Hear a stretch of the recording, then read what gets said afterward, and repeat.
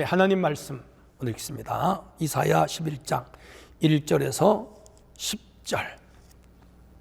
이사야 11장 1절에서 10절 읽습니다. 이새의 줄기에서 한 싹이 나며 그 뿌리에서 한 가지가 나서 결실할 것이요 그 위에 여호와의 영과 지혜와 총명의 영이요 모략과 재능의 영이요 지식과 여호와를 경외하는 영이 강림하시리니 그가 여호와를 경외함으로 즐거움을 삼을 것이며 그의 눈에 보이는 대로 심판하지 아니하며 그의 귀에 들리는 대로 판단하지 아니하며 공의로 가난한 자를 심판하며 정직으로 세상에 겸손한 자를 판단할 것이며 그의 입에 막대기로 세상을 치며 그의 입술의 기운으로 악인을 죽일 것이며 공의로 그의 허리띠를 삼으며 성실로 그의 몸의 띠를 삼으리라. 그때의 이리가 어린 양과 함께 살며 표범이 어린 염소와 함께 누우며 송아지와 어린 사자들이 살찐 소와 함께 누우며 송아지와 어린 사자와 살찐 짐승이 함께 있어 어린 아이들에게 끌리며 암소와 곰이 함께 먹으며 그것들의 새끼가 함께 엎드리며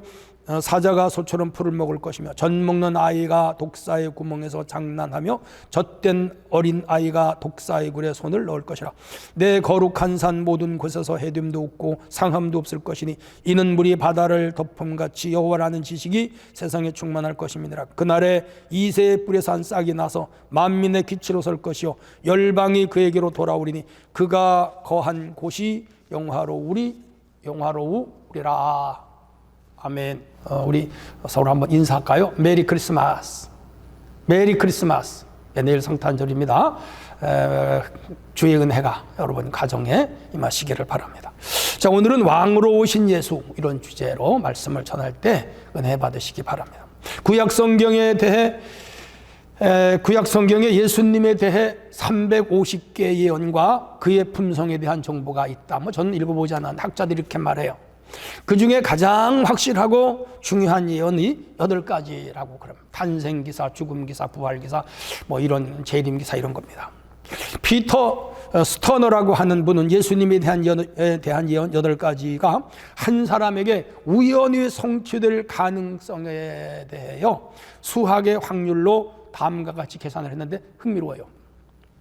덧니를 가진 사람이 10명 중에 1명이고 손가락이 하나 없는 사람이 1000명 중에 1명이며 눈먼 사람이 10,000명 중에 1명이라고 할 때 이 3가지 조건을 충족한 사람이 이 세상에 태어날 확률은 1억분의 1이라 그래요.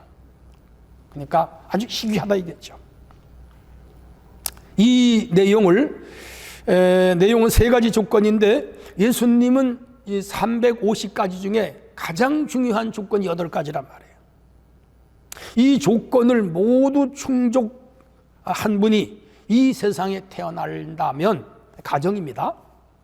대한민국 영토 3배의 크기에 500원짜리 동전을 60cm로 쌓아놓고 그 가운데 딱 하나를 표시해 놓았는데 그 표시해 놓은 동전을 두지지 말고 딱 한 번에 찾아내는 확률이 바로 이 8가지 조건을 가진 사람이 이 지구상에 태어날 것이라는 거예요. 불가능하다는 거죠. 그런데 8개 조건이 아니라 제가 서두에서 말씀드렸잖아요. 350가지라고요.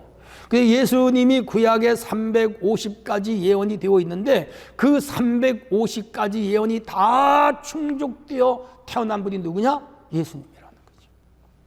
이게 불가사의에 그래서 예수님을 기묘자, 원더풀이라고 이사야는 말한 겁니다.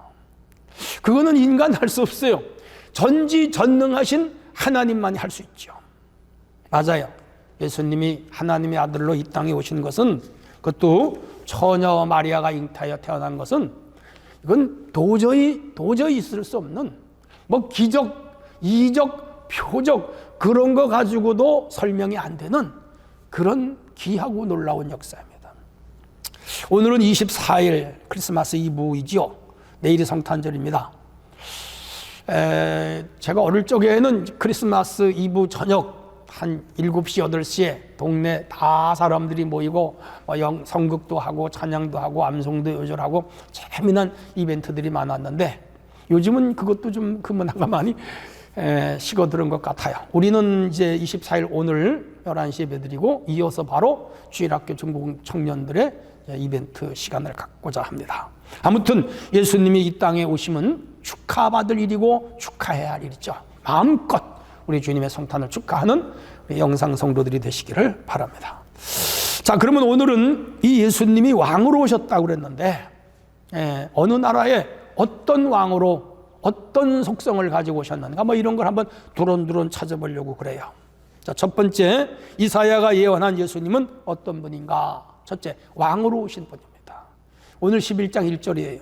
이새의 줄기에 산 싹이 나며 그 뿌리 한 가지가 나서 결실한다. 이사야 선지자는 우리가 아는 대로 구약의 17명의 선지자 중 특별히 대선지자 중에서도 특별한 대표적인 선지자, 문서 선지자죠. 이사야 시대 가장 강대국이라면 북이스라엘을 주전 720년 멸망시키고 남유다를 호시탐탐 집어삼키려고 하는 강대국 아수르입니다. 자, 그래서 결국은 이 남유다도 아수르에나 바벨론에 망한다고 이사야는 예언을 합니다. 그러나 그루터기에서 한 싹이 나올 것이다. 남은 자, 렘넌트라고 썼는데 그 남은 자 가운데서 이제 한 사람이 온다. 그 예수님이. 결국은 이사야 예언대로 주전 586년에 남유다가 바벨론에 망합니다. 609년, 597년, 그리고 586년, 19년 동안 전쟁을 하는데 세 차례 큰 공격을 받고 멸망하고 수많은 사람이 바벨론으로 유수했죠. 끌려갔죠. 70년 만에 그들이 페르시아 고레스 칙령에 의해서 본국으로 돌아옵니다. 하나님 은혜죠. 그런데 그때 그루터기 위에서 한순이 나고 자라 가지가 되어 결실하고 그리고 그가 장차 이 세상을 구원할 메시아가 온다. 희망의 메시지죠. 남유다가 망해도 걱정 마라, 돌아올 것이고 그리고 결국은 하나님의 아들이 그루터기에서 태어날 것이고 그가 세상을 다스리는 메시아가 될 것이다. 그렇게 예언을 합니다. 이새의 줄기는 다윗의 후손으로 온다는 거죠. 이새는 아시다시피 다윗의 아버지죠. 우주적 왕이고 종말론적으로 세상을 구원할 뭐죠? 메시아, 구세주가 오신다. 이 좀 이사야 예언입니다. 그리고 남유다의 남은 자들이 돌아온 1차적으로 바벨론 포로에 귀환할 것이고 그리고 그 귀환이 의미하는 또 다른 2차적 의미는 예수 그리스도 종말론적으로 신약시대 교회 세대가 도래할 것이며 하나님 나라가 임할 것이고 그때 바로 예수 그리스도 메시아가 온다 하는 것이 오늘 11장의 아주 희망적인 예언으로 나오고 있습니다. 이외에도 9장이라든가 여러 군데 6장이라든가 이사야는 예수님 탄생을 예고했고 특별히 53장은 예수님의 순환을 예언했습니다. 예수님은 목수입니다. 그리고 목수의 집안에서 태어났어. 가난한 서민의 아들이죠. 그는 왕은커녕 한 번도 관직에 올라가 본 적이 없어요. 하다못해 예수님은 세리 직업도 가져본 적이 없어요. 월급을 타본 적도, 채광권을 집필한 적도 없고, 말을 타고 전쟁에 나가서 싸워본 적도 없고, 또 신하와 궁녀를 거느려 본 적도 없고, 궁궐에서 하룻밤을 주무신 적도 없어요. 그는 집안 칸도 소유하지 않았고, 마지막 죽을 때는 옷 한 벌, 그거 또 제비 뽑았어요. 자, 불쌍한 법. 근데 그는 킹이에요, 왕이에요. 근데 그 왕은 이 세상의 왕이 아니에요. 그 왕이신 예수님은 하나님 나라의 왕입니다. 하나님 나라를 메시아 왕국이라고도 그러고 혹자는 예수 왕국이라고도 그렇게 말합니다. 이 나라는 가시적인 나라가 아닙니다. 영토가 없는 나라예요. 이 세상 나라와 같이 영토, 백성, 주권을 갖춘 그러한 사묘소를 갖춘 나라가 아니에요. 근데 이 나라는 권능으로 임하는 나라이고, 이 나라는 은혜로 임하는 나라이고, 이 나라는 영광으로 임하는 나라이고, 이 나라는 영적인 나라예요. 4차원의 세계죠. 근데 존재하는 나라, 미스테리한, 즉 신비한 나라, 실체는 없는데 실제로 존재하는 나라가 하나님 나라. 근데 예수님은 바로 그 나라의 왕입니다. 세상 군주들은 자기 집권하고 죽어요. 아들이 왕이 되고 그리고 해서 이어지죠. 우리나라 조선 500년도 27명의 이시조선이 다스렸잖아요. 세습 나라였죠. 근데 하나님 나라 왕인 예수님은 영원히 죽질 않아. 영원히 존재하는 신비하신 분이라. 하나님 아들이.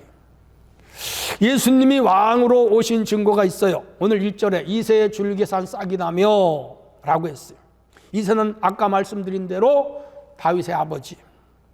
예수님은 다윗 왕조에서 오셨어요. 다윗으로부터 28대 손이요, 아브라함으로부터는 42대 손이요. 일찍이 이사야는 그의 책 6장 9장 6절에서 그 이름은 기묘자요 모사요 전능하신 아버지요 영존하신 아버지요 평강의 왕이라, 프린스 오브 피스라고 말하고 있어요. 평강의 왕이다. 스가랴는 그의 책 9장 9절에서 보라 내 왕이 임하나니 그는 공의로우시며 구원을 베푸시며 겸손하여서 나귀를 타시니 나귀의 작은 것 곧 새끼 나귀니라. 그래서 예수님이 예루살렘 입성할 때 나귀 타고 들어간 거예요. 무엇으로? 왕으로. 사람들이 호산나 다윗의 아들이여 왕이여 찬양했잖아요.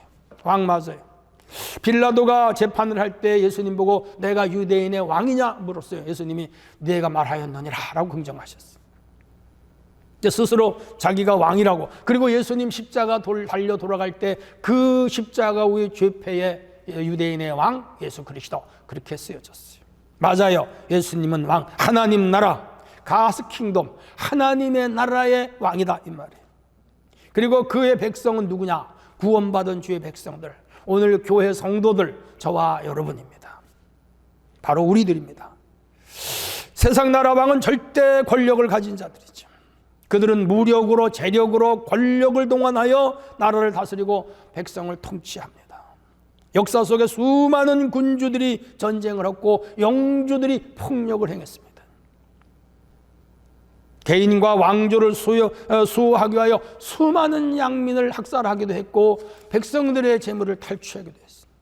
그리고 소위 황제 숭배를 강요했고 백성을 노예화했고 독재화했습니다. 왜? 자기들의 왕권을, 그리고 자기들의 이익을 챙기기 위해서 공포통치, 억압통치로 수많은 사람을 죽이고 수많은 가정을 파괴하고 자유를 뺏었습니다. 나쁜 왕들이죠. 그런데 우리 주님은 그런 왕이 아닙니다. 우리 예수님은 자유를 주는 왕입니다. 평화를 주는 왕입니다. 의의 왕입니다. 백성을 사랑하는 왕입니다. 얼마나 사랑했는지 자기를 십자가에 달아 우리 죄를 대신 짊어지고 죽은 왕입니다. 대단한 왕이죠. 그리고 그는 얼마나 능력이 강하신지 모든 죄의 권세와 악의 세력과 사탄, 마귀, 지옥의 권세와 사망의 권세까지 이긴 분입니다. 그는 겸손한 왕입니다. 그는 온유한 왕입니다. 그는 선한 왕입니다. 그는 자비한 왕입니다. 그는 동정을 베푸는 왕입니다. 악한 세력과 세상 사탄을 몰아내고 영원한 자유와 영원한 평화와 영원한 행복을 주시는 왕입니다. 여러분, 이런 왕을 우리가 영원한 나의 왕으로 섬길 수 있는 것은 은혜입니다. 축복입니다.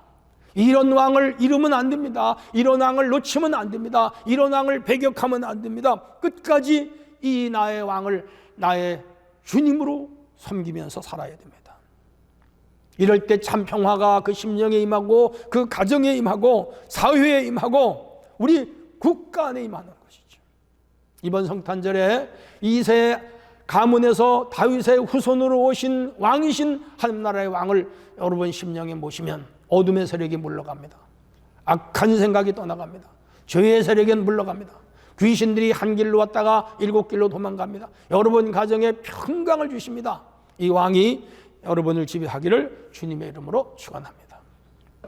자, 그렇다면 이 왕으로 오신 예수님은 또 어떤 분이신가? 두 번째 주제입니다. 여호와의 영이 임한 분입니다.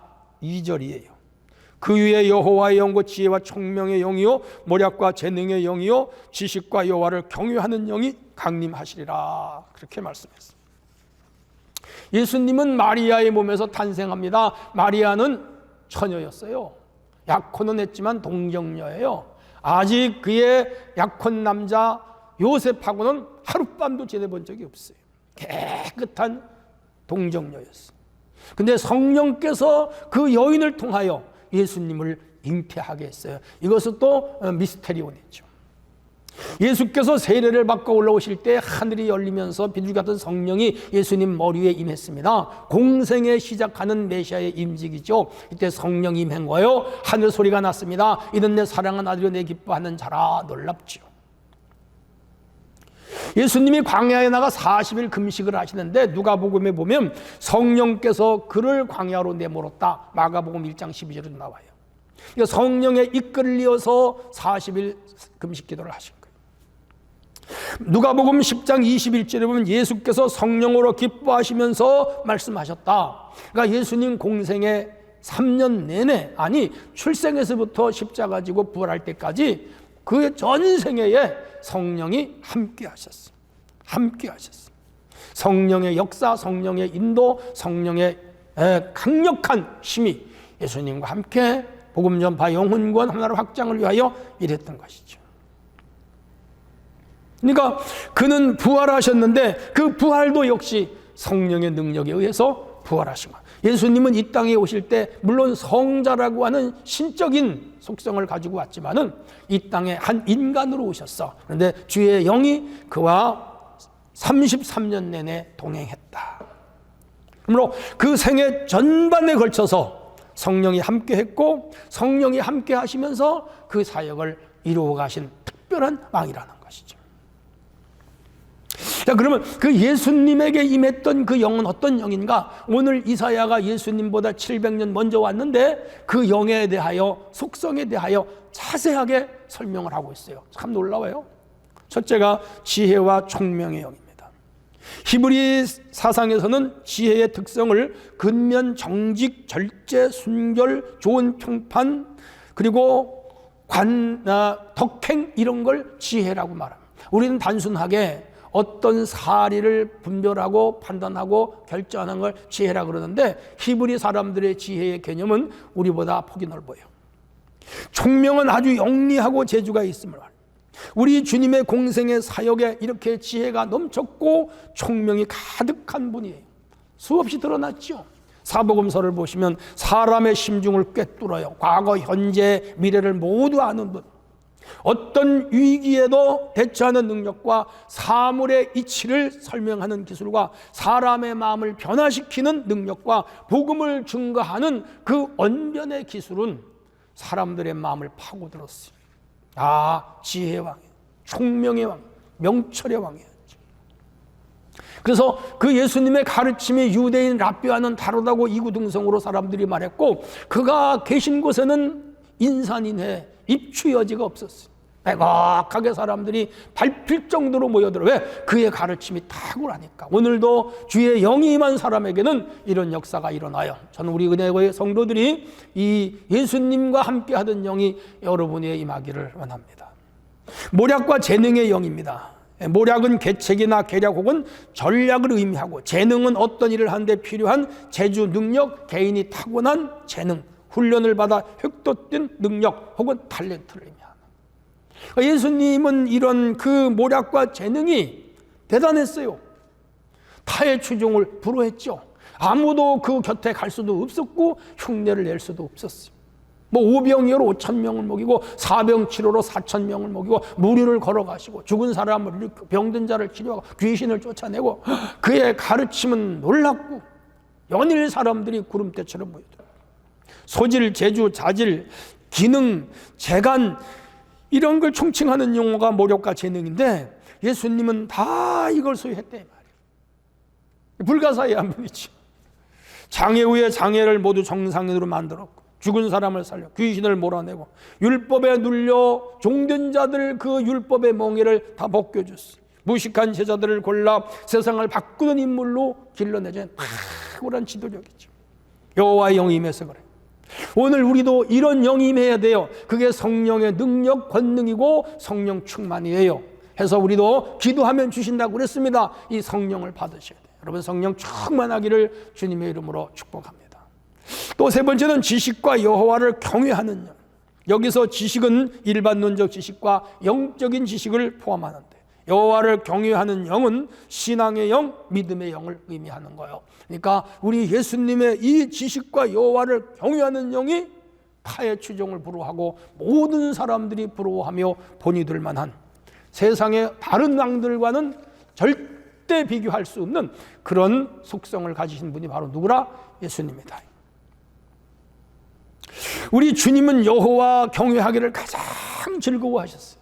그래서 그의 성품을 보면 눈에 보이는 대로 심판하지 않아요. 그래서 가늠하다 잡힌 여인이 끌려왔어요. 유대인들이 돌을 들고 그 여인을 치겠다고 그래요. 율법에 이런 자는 치라고 그랬어요. 맞아요. 그런데 예수님은 땅에 무엇을 쓰시더니 일어나서 너희 중에 죄 없는 자가 돌로 쳐라.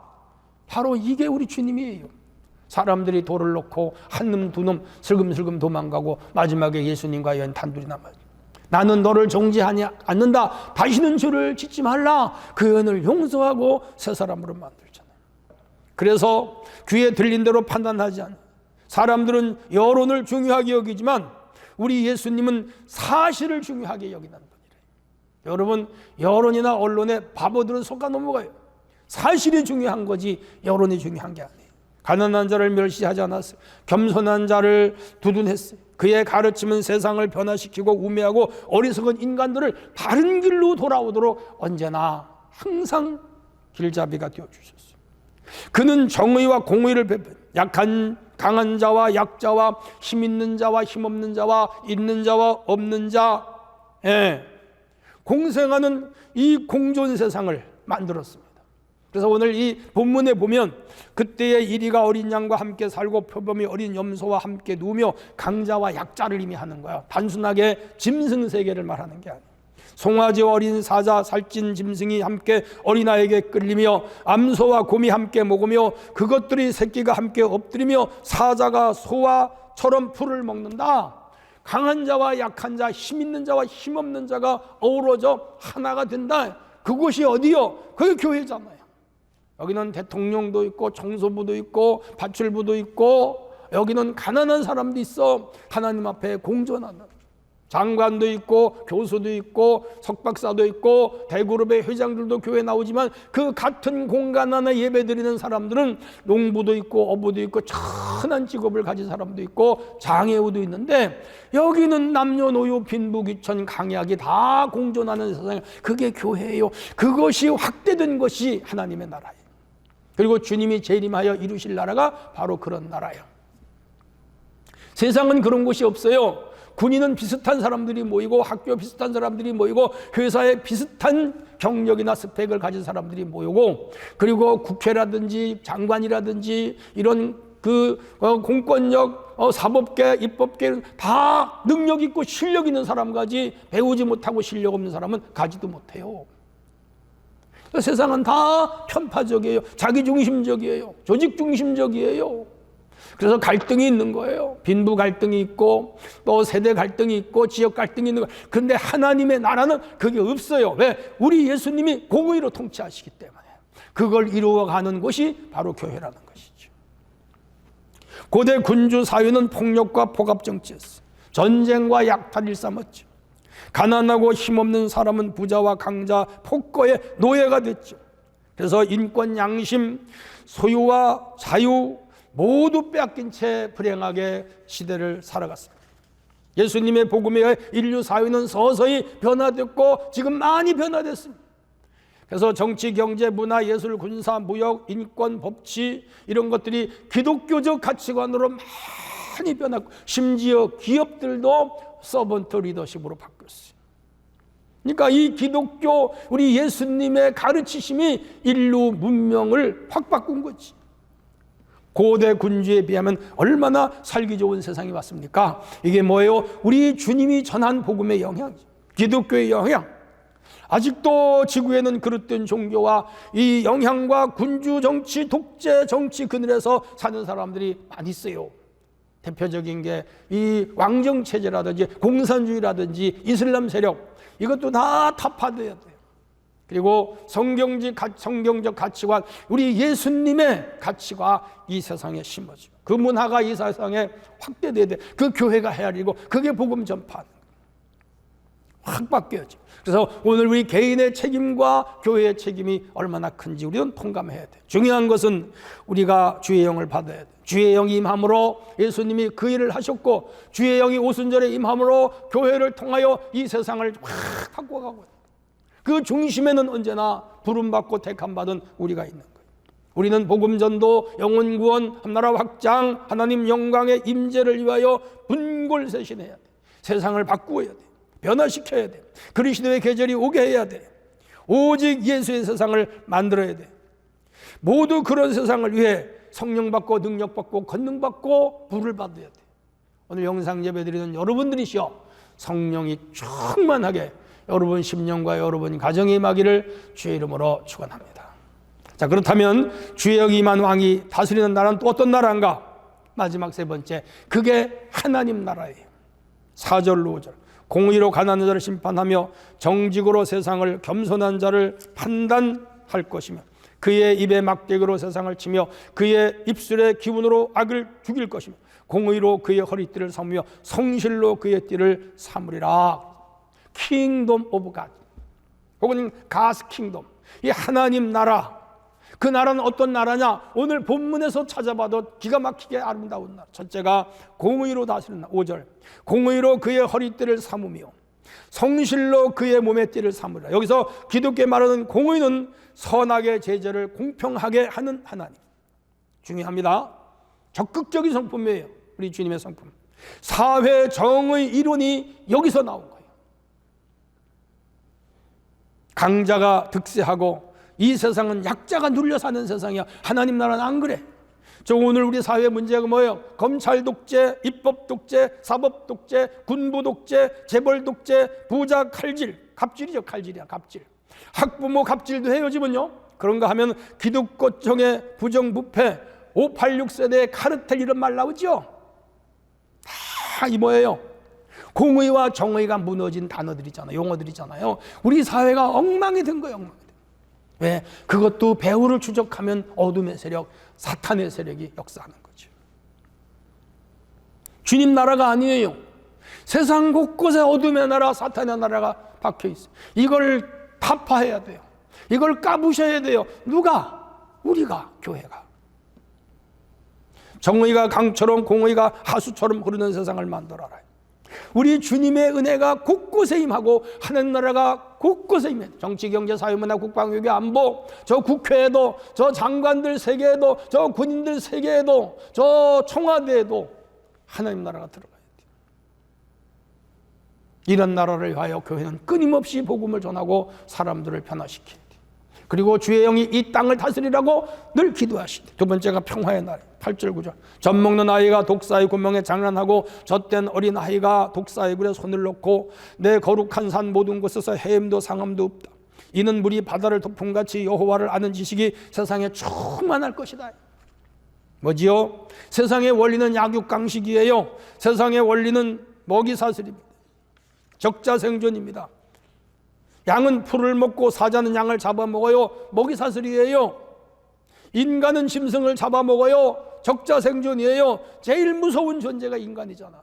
모든 자연을 우리 인간이 통치하고 다스리고 심지어 필요에 따라 사육하고 잡아먹잖아. 하나님 나라는 그렇지 않아요. 약육강식이 아니에요. 하나님 나라는 적자생존이 아니에요. 하나님의 나라는 공생공존이고 강약공존의 세상. 이 나라는 궁극적으로 성취될 천년왕국이라고 주장하는 분들도 있어요. 동시에 기독교 신앙에 뿌리 내린 사회 구원받은 성도의 심령에 임재하는 나라를 말하기도 해요.